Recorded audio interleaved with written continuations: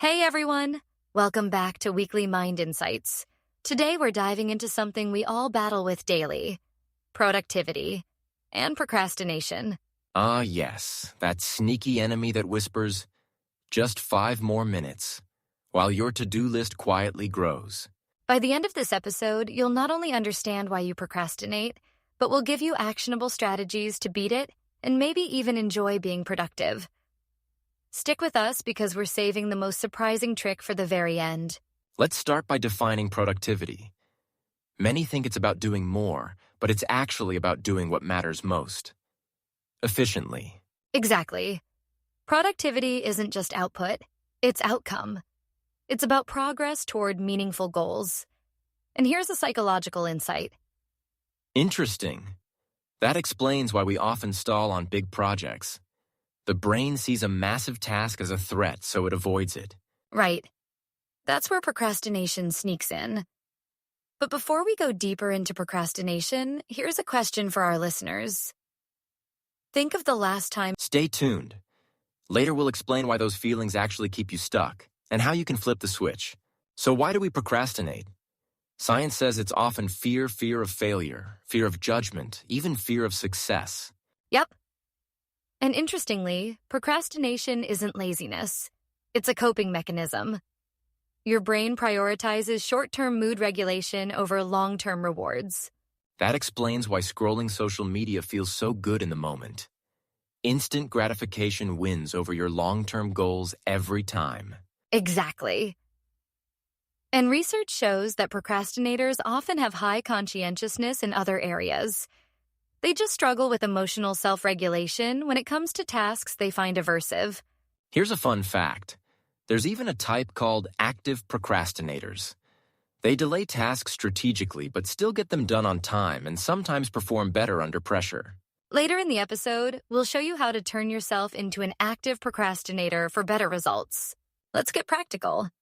One powerful strategy is the Pomodoro Technique. Work for 25 minutes, then take a 5-minute break. Simple but effective. It creates urgency and small wins, which your brain loves. Another hack is temptation bundling.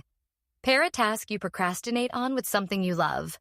For example, only listen to your favorite podcast while doing chores. That's genius. And here's one that's counterintuitive. Embrace imperfection. Starting a task imperfectly reduces fear and momentum builds from there. Exactly. Progress, not perfection.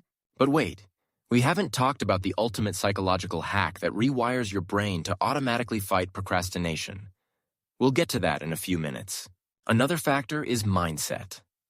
People with a growth mindset see challenges as opportunities, whereas those with a fixed mindset fear failure. Right. If you tell yourself, I'm just lazy, your brain validates that. But if you say, I'm learning how to focus, your brain opens up to solutions. Also, break tasks into tiny wins. Completing something small triggers dopamine, which motivates you to do more. And don't underestimate the environment. Removing distractions is like decluttering your brain's inbox. Fewer interruptions mean more sustained attention. Coming up, we're revealing the #1 counterintuitive technique that top performers use to overcome procrastination. And it's not what you think. All right, here it is. The ultimate hack isn't about motivation. It's about commitment devices. Exactly. You make a promise to someone or something, creating external accountability. Examples: paying a friend if you don't meet a goal, or scheduling a public deadline. It's fascinating because it leverages social and psychological pressure to trick your brain into action. Motivation is fickle, but commitment devices work consistently.